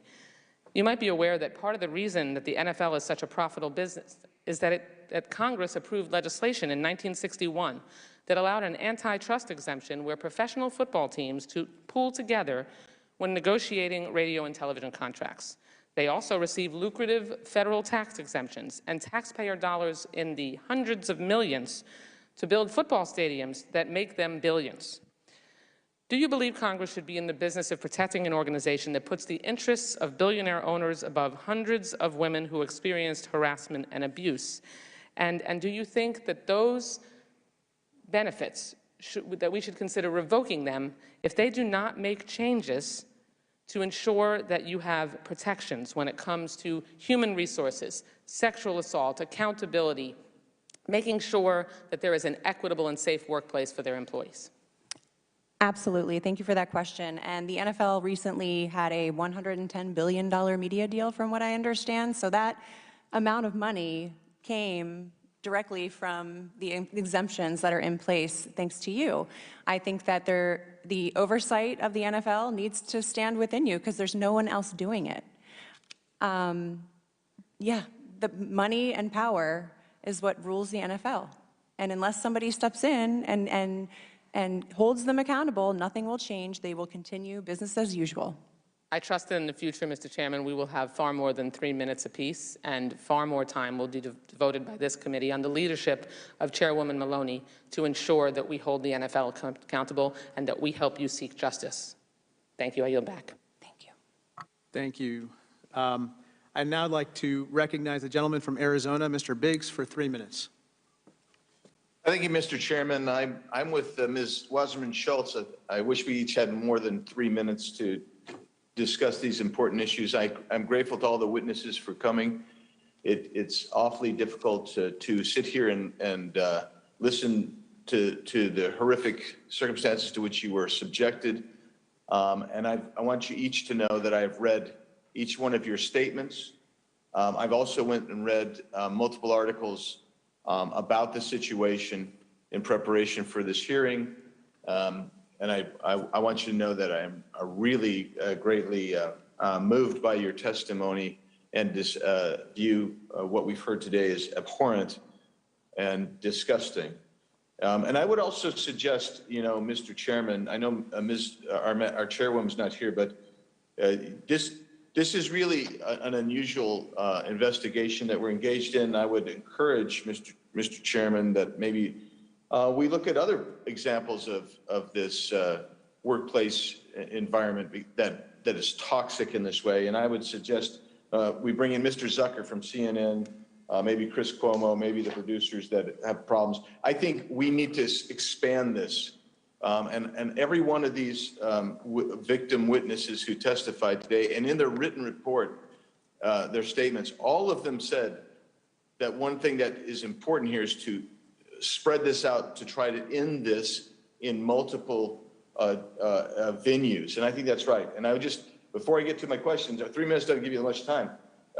There are four things that are available to a victim right now, and that's administrative procedures, civil procedures, if there's a criminal conduct, and some of these that I read about looked to me like they involved criminal conduct. So there's criminal procedure.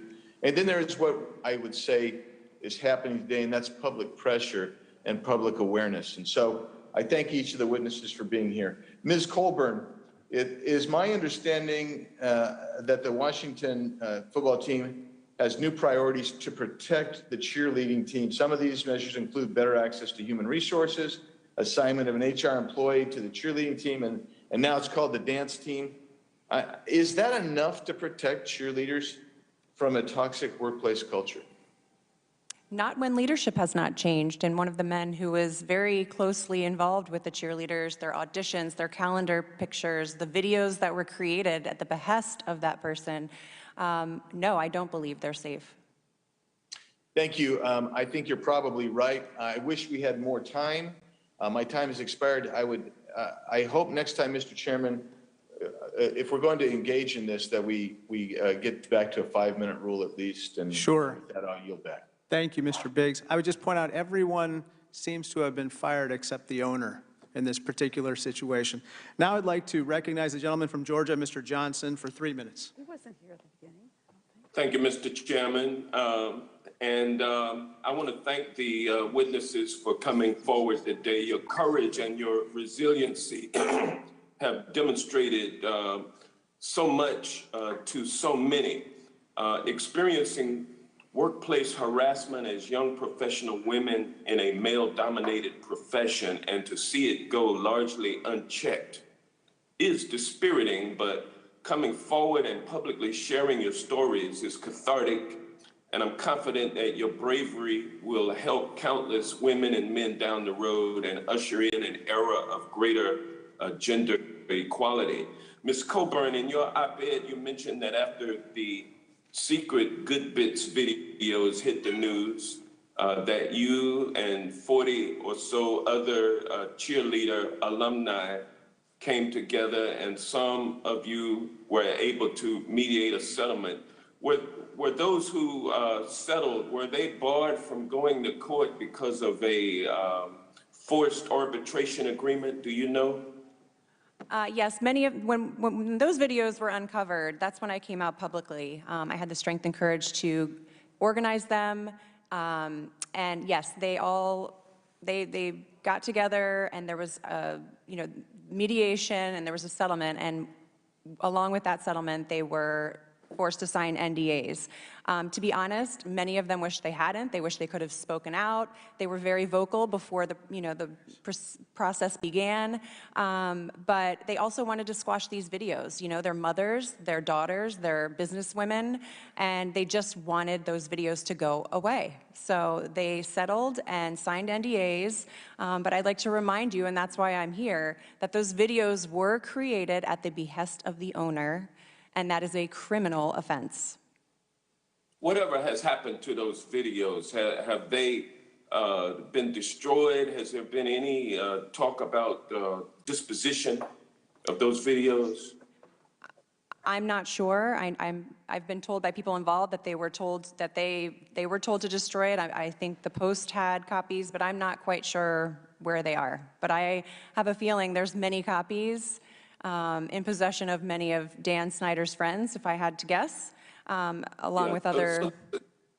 So tell me this, Ms. Coburn, the fact that the NFL under Roger Goodell is covering up the report that was issued pursuant to the investigation, how does this help to perpetuate the good old boy network that engages in sexual discrimination, in sexual harassment, in racial discrimination, racial harassment? How does that impact where we are today with the NFL? It sends quite a clear message that money and power can buy anything, and that they can get away with anything, and they did. Well, I thank you for your courage in coming forward, organizing these women, and I hope that you continue to stick with it. We will stick with you, and we will do what Congress can to make sure that we root out this kind of misconduct and not let it continue to perpetuate. And with that, I yield back.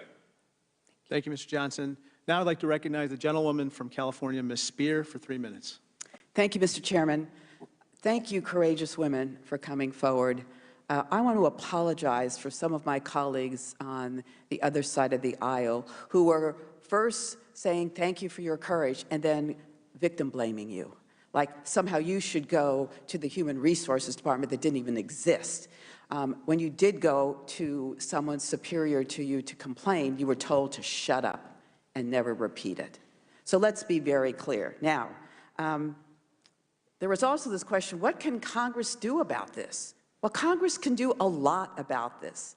Next week, all of my colleagues on the other side of the aisle who aren't here now could vote for the bill by Sherry Bustos, that is going to require that no NDAs can be forced, has to release the report.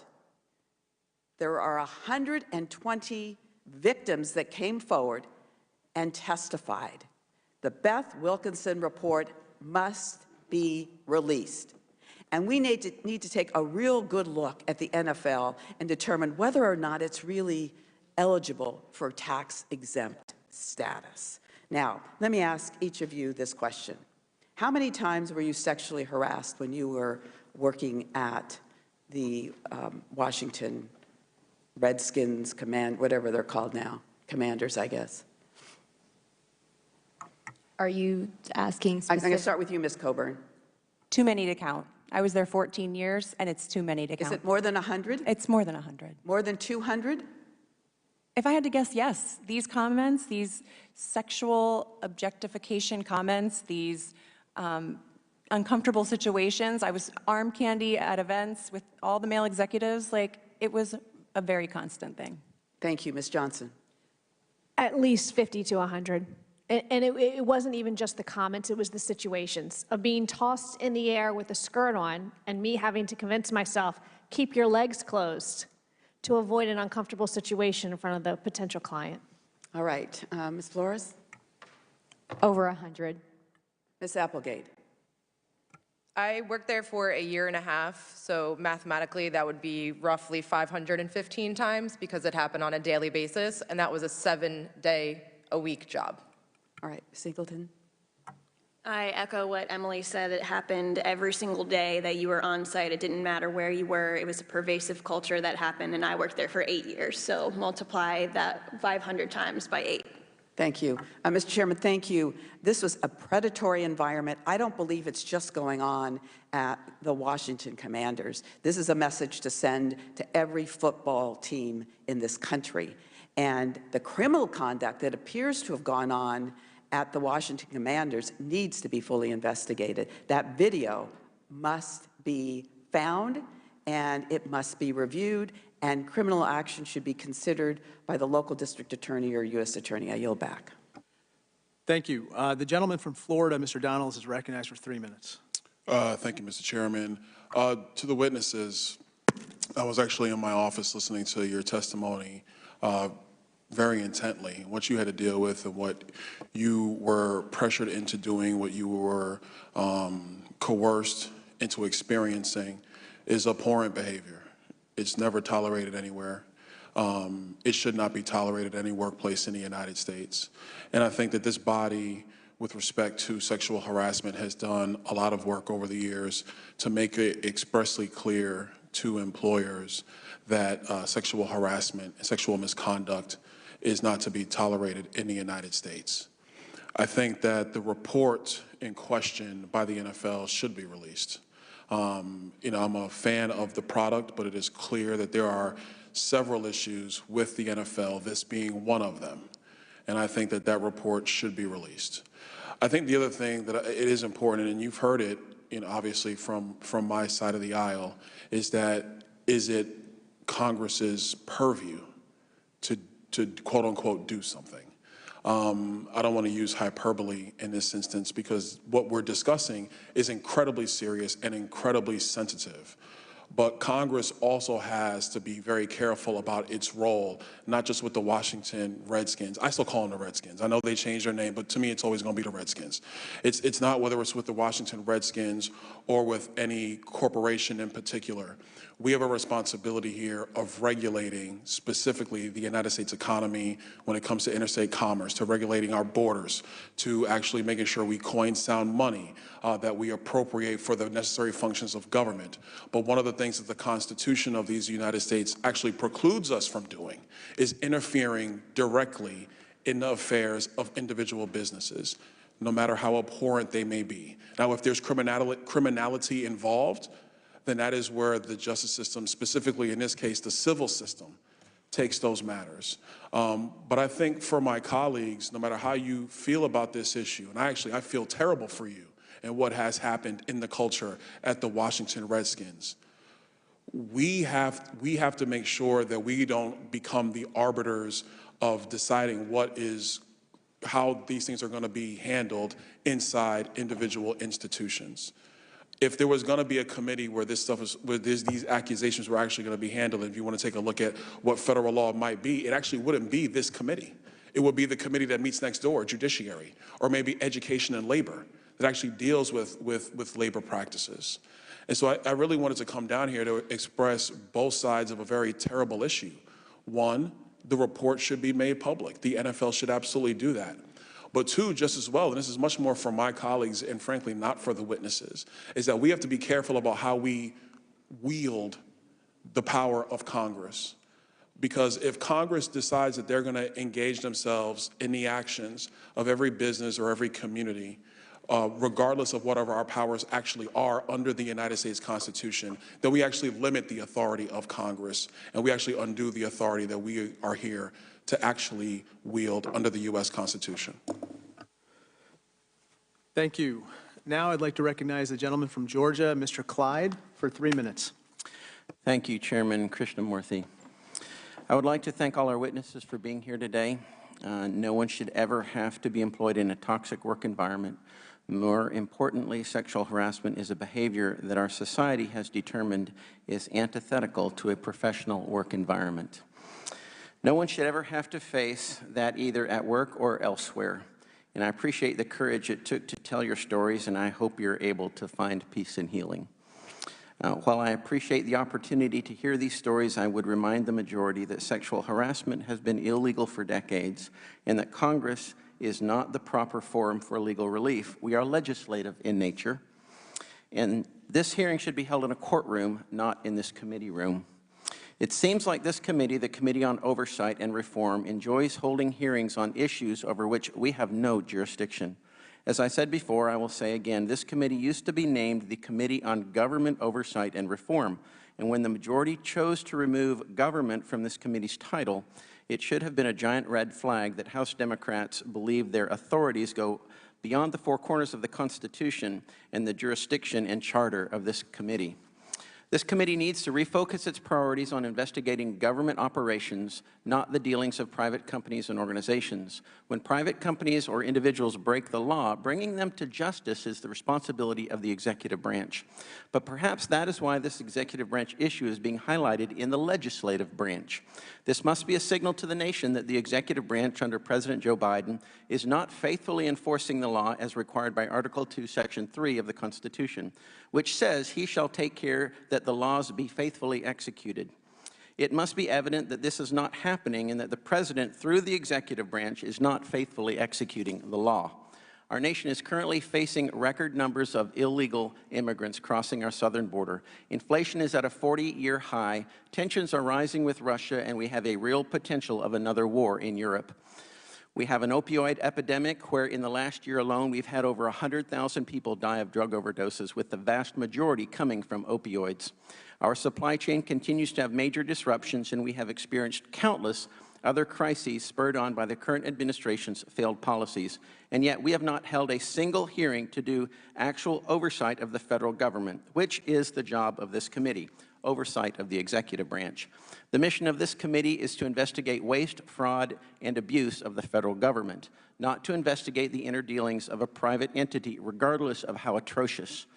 I urge the chairwoman and chairman to concentrate this committee's energy and time to dealing with the many crises our nation is currently facing and no longer abdicate its responsibility